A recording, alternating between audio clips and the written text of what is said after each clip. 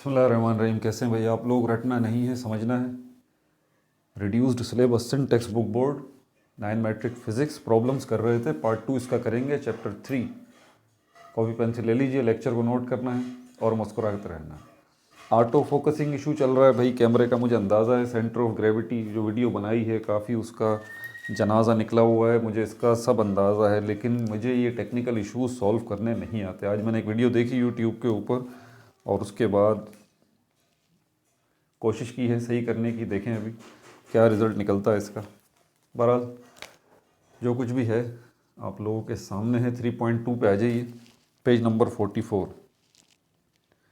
क्या बोल रहा है इसके अंदर? A person hears the echo of his own sound from a distant hill. आपको बनाना है सबसे पहले डेटा।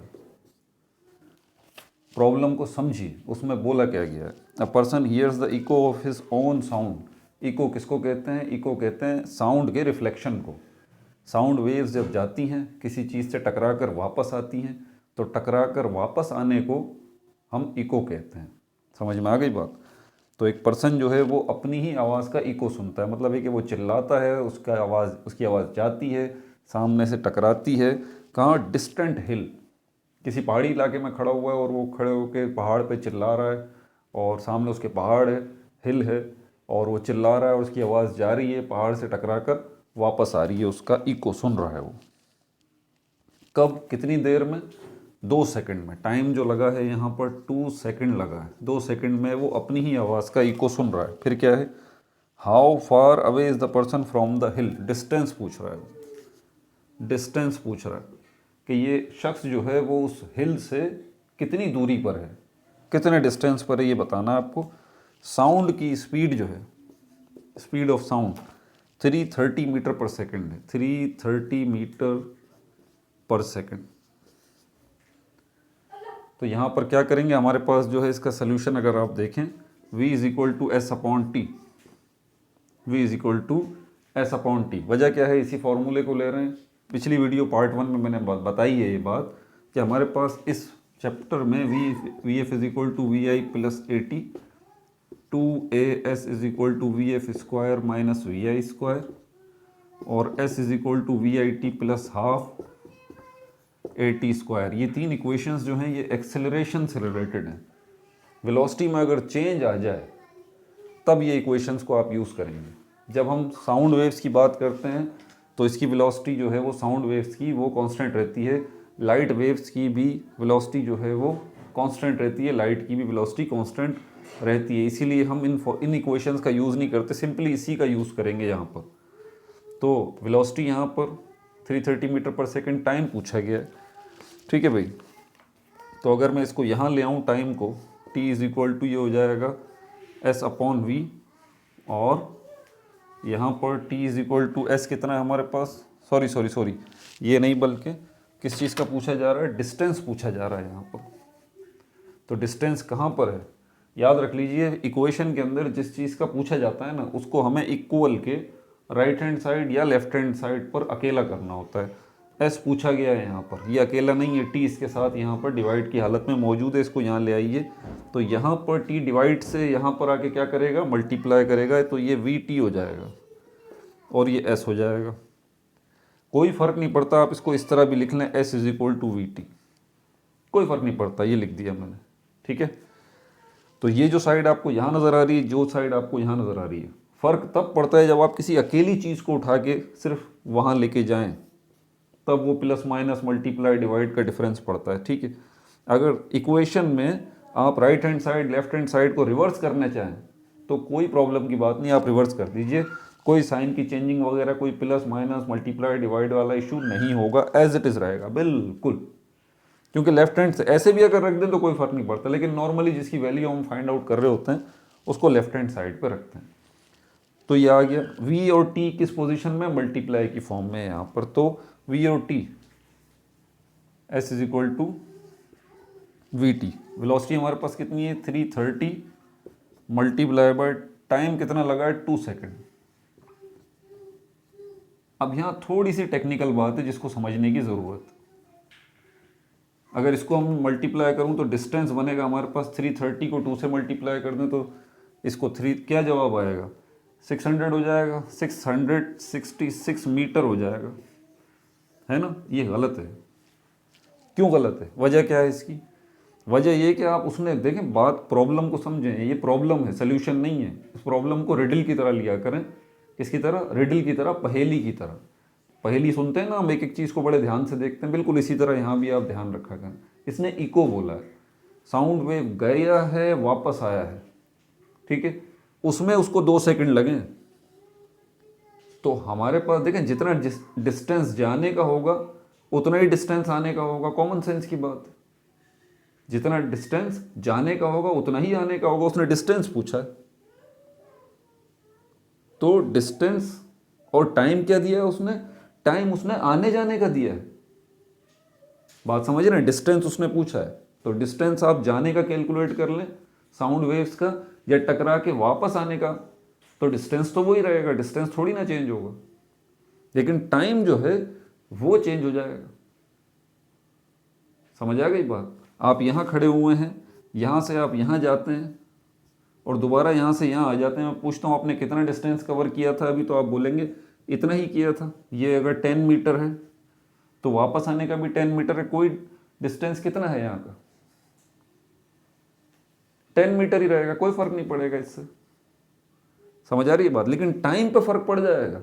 टाइम जाने में और आने में 2 सेकंड लगें, तो हम सिर्फ 1 सेकंड को लेंगे यहाँ पर, 2 सेकंड को नहीं लेंगे। हमें आने जाने का टाइम जो है वो नहीं देखना है यहाँ पर, हमें जाने का टाइम जो है वो देखना है। तो 2 सेकंड है आने जाने का टाइम, आप सिर्फ जाने का टाइम ले लीजिए, ठीक है। साउंड वेव जब गई तो आने जाने में जब 2 सेकंड लगे हैं, तो इसका मतलब जाने में कितने सेकंड लगे? 1 सेकंड लगा। तो यहाँ 2 नहीं आएगा, यहाँ पर 1 आएगा। और 330 को जब 1 से मल्टीप्लाई करेंगे तो क्या जवाब आएगा? 330 आएगा। समझ में आ गई बात? अब ये सही है, क्लियर हो गई बात? क्यों हम 2 सेकंड को नहीं ले रहे, हम 1 सेकंड को ले रहे हैं, ये वजह है यहाँ पर। अब आपके टीचर्स वगैरह, मैं बार बार कहता हूँ, जिस तरह सॉल्व करवा रहे हैं आप उस तरह सॉल्व करें, लेकिन प्रॉब्लम्स को समझें। ये प्रॉब्लम सॉल्व कराना मकसद मेरा आपको ये नहीं है कि आप इसी तरह करें, नहीं, आप समझें कि असल में इसमें हुआ क्या है। मैं समझा रहा हूँ, सिर्फ करें उसी तरह, भले जिस तरह टीचर्स स्कूल में या अकेडमीज़ में सेंटर में करवा रहे हैं उसी तरह करें। ठीक हो गया?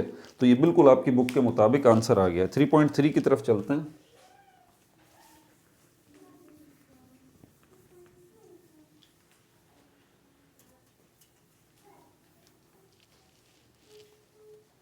थ्री पॉइंट थ्री की तरफ,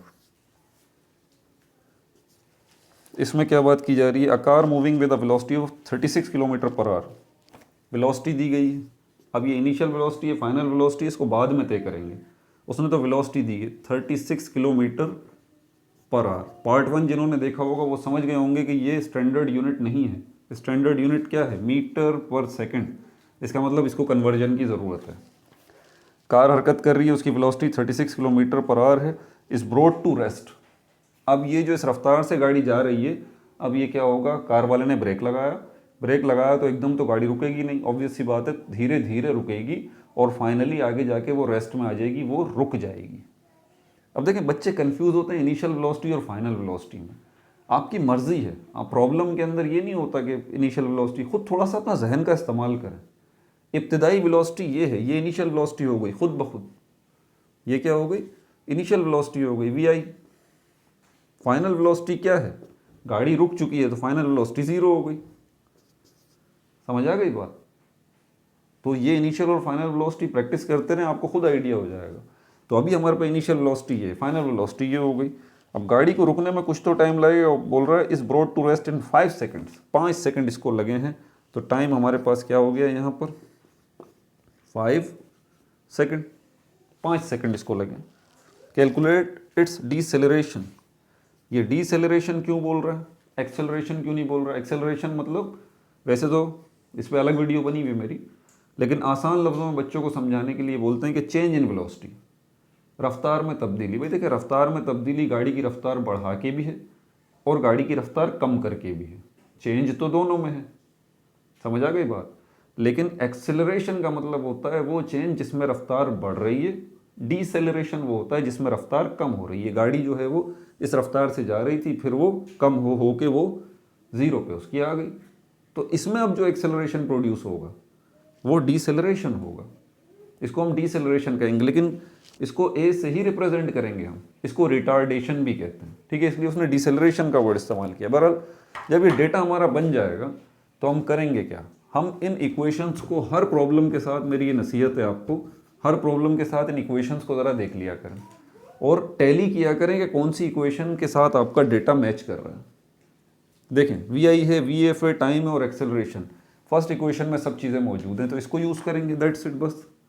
दूसरी और तीसरी की तरफ जाने की ज़रूरत ही नहीं है, वहाँ टेंशन क्रिएट होगी, डिस्टेंस है, इसमें भी डिस्टेंस कहीं गिवन ही नहीं है, तो क्या करेंगे वहाँ पर, तो इस इक्वेशन को यूज़ करते हैं, solution V F is equal to we I plus A T. जब आप इक्वेशन लिख लें तो अपने टारगेट को देखें, आपका टारगेट कहाँ है, लेकिन आपको पता होना चाहिए आपका टारगेट है क्या, तभी तो ढूंढेंगे। ये रहा आपका टारगेट, एक्सेलरेशन, ये है टारगेट आपका, इस इक्वेशन में कहाँ है, ये रहा। जब आपको पता लग जाए कि आपका टारगेट यहाँ है, ये है, अगला स्टेप ये है कि इक्वेशन में अपने टारगेट को अकेला करें, ये अकेला नहीं है, यहाँ टी के साथ मल्टीप्लाई की फॉर्म में और प्लस हुआ है इनिशियल वेलोसिटी के साथ। तो पहले इक्वेशन को अपने सेट करें, जो जिसकी वैल्यू फाइंड आउट करनी है, जो टारगेट है उसको अकेला करें, इक्वल के साइन के, या तो राइट हैंड साइड पे कर लें या लेफ्ट हैंड साइड पे कर लें। ये सब मैंने बेसिक्स में सिखाया हुआ है, 15 वीडियोस जो मैंने बेसिक्स ऑफ मैथमेटिक्स की बनाई है, अलग प्लेलिस्ट पढ़ी है, उसको देखें, उसमें सारी ये बेसिक्स मैंने सिखाई हैं, इक्वेशंस की मूवमेंट वगैरह, ये वो सब। तो बहरहाल वी आई को यहाँ से निकालते हैं, वी आई यहाँ पर प्लस की पोजीशन में है तो यहाँ पर वी आई जो है वो माइनस की पोजीशन में आ जाएगा। क्या बच गया यहाँ पर, 80। ये प्लस का साइन इस ए के साथ है, वी आई का प्लस का साइन छुपा हुआ है, ये याद रहे। तो ये यहाँ पर आने के बाद प्लस माइनस वी आई हो गया, और अब शुरू में क्योंकि ए आ चुका है इसलिए इसका प्लस शो करने की ज़रूरत नहीं है, इस प्लस को यहाँ हमने छुपा दिया। लेकिन अभी भी ए अकेला नहीं हुआ, टारगेट अकेला नहीं हुआ, टी इसके साथ मौजूद है। तो टी को यहाँ से निकालते हैं, टी यहाँ से निकलने के बाद मल्टीप्लाई की फॉर्म में और डिवाइड की फॉर्म में आएगा। क्यों आएगा डिवाइड की फॉर्म में, क्योंकि ये रूल है, जो चीज़ मल्टीप्लाई की फॉर्म में होती है यहाँ के डिवाइड होती है सब के साथ, सब के साथ होगी, वी एफ के साथ भी, वी आई के साथ भी। अब वैल्यूज पुट कर लें, फाइनल वेलोसिटी हमारे पास 0 है, माइनस इनिशियल वेलोसिटी कितनी है, 36 किलोमीटर पर आवर। इसकी कन्वर्जन हमें पहले करनी चाहिए थी, ये सब रफ वर्क में कर लिया करें। तो 36 किलोमीटर पर आवर है, 36 किलोमीटर पर आवर, ये पर जो लगा हुआ है इसका मतलब है 1। क्या मतलब है इसका, 1, यानी कि 36 किलोमीटर का डिस्टेंस गाड़ी कवर कर रही है पर आवर, मतलब 1 घंटे में। क्या कहा मैंने, 36 किलोमीटर का डिस्टेंस कवर कर रही है गाड़ी कितनी देर में, 1 घंटे में, 1 आवर में। तो यहाँ पर 1 आवर हो गया, 1 आवर। अब आपको सेपरेट जो है वो ये डिवाइड का साइन इसी तरह बरकरार रखना है, अलग अलग। पहले 36 किलोमीटर पर आवर को, 36 किलोमीटर को मीटर में कन्वर्ट करें, फिर 1 घंटे को सेकंड में कन्वर्ट करें। ये कन्वर्जन भी मैंने बेसिक्स में सिखाई है, सब 15 वीडियोस जो बनी हुई हैं। तो किलोमीटर को मीटर में कन्वर्ट करेंगे तो क्या करेंगे, रफ वर्क कर लें, 36 को मल्टीप्लाई करेंगे 1000 से। वजह क्या है कि 1 किलोमीटर के अंदर 1000 मीटर होते हैं। आप किलोमीटर से मीटर की तरफ आ रहे हैं, बड़े से छोटे की तरफ आ रहे हैं, तो मल्टीप्लाई करेंगे। किससे यूनिट, किससे मल्टीप्लाई करेंगे, बड़े यूनिट का पता होना चाहिए, किलोमीटर। 1 किलोमीटर के अंदर 1000 मीटर होते हैं, इसलिए 1000 से मल्टीप्लाई करेंगे। ये कितना हो जाएगा, 36,000। 1 आवर, 1 घंटे के अंदर कितने सेकंड होते हैं, ये तो 1 घंटे के अंदर, पहले मिनट की तरफ जाएंगे। तो 1 घंटे में कितने, 1 आवर के अंदर कितने हैं, 60 मिनट हैं। अब इन मिनट्स को आप कन्वर्ट करेंगे किसके अंदर, सेकंड्स के अंदर। तो पहले ये देख लें आप, मिनट से सेकंड की तरफ जा रहे हैं तो बड़े से छोटे की तरफ जा रहे हैं, ठीक है। और 1 मिनट के अंदर कितने सेकंड है, 60 सेकंड है। तो यहाँ पर अब आप क्या करेंगे, 60 को 60 से ही मल्टीप्लाई करेंगे, कितना बन जाएगा, 3600। ये सेकंड आ गए आपके पास। स्टेप बाय स्टेप होगा ये काम, पहले आवर को मिनट्स में, फिर मिनट्स को सेकंड्स में। 1 आवर जो है वो हमें पता है 60 मिनट्स का होता है। फिर मिनट से सेकंड की तरफ तो हमें पता है 1 मिनट जो है 60 सेकंड का। मिनट से सेकंड की तरफ आ रहे हैं, बड़े से छोटे की तरफ आ रहे हैं, मल्टीप्लाई करेंगे 60 मिनट्स को 60 से, तो हमारे पास सेकंड्स आ जाएंगे 3600। अब इनको यहाँ पुट कर दें आप, 1 आवर की जगह पर आप क्या लिखेंगे 3600, और 36 किलोमीटर की जगह पर आप क्या लिखेंगे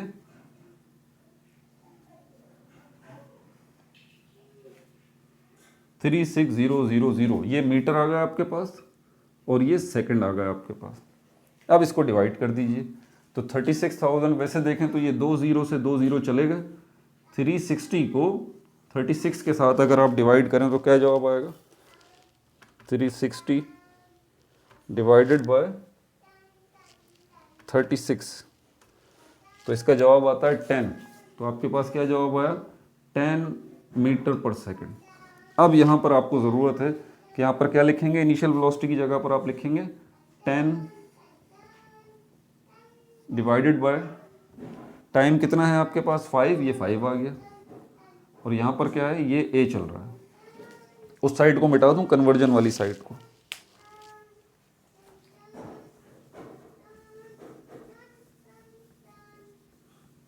ये कन्वर्जन वगैरह ये वो ये सब कुछ क्या कहाँ करेंगे आप, पोर्शन बनाएंगे एक रफ वर्क का, ये वहाँ करेंगे, ठीक है। तो ज़ीरो से तो कोई माइनस हो नहीं सकता, तो इसका जवाब क्या आएगा हमारे पास -10/5 इज इक्वल टू a, 5 1 ज़ा 5, 5 2 ज़ा 10, तो a कितना हो गया -2 इज इक्वल टू a, और a is equal to -2 metre per second square. Minus का साइन यहाँ पर क्या शो कर रहा है, माइनस का साइन आपके लिए ये शो कर रहा है कि जो वेलोसिटी है उसमें जो चेंज आ रहा है वो गाड़ी की रफ्तार कम होने की सूरत में आ रहा है, इसलिए ये एक्सेलरेशन नहीं है, ये डिसेलरेशन है या रिटार्डेशन है। कमेंट्स में मुझे बताइए, कोई कन्फ्यूजन वगैरह हो तो। अपना बहुत ज़्यादा ख्याल रखिएगा। No like no subscribe, only share.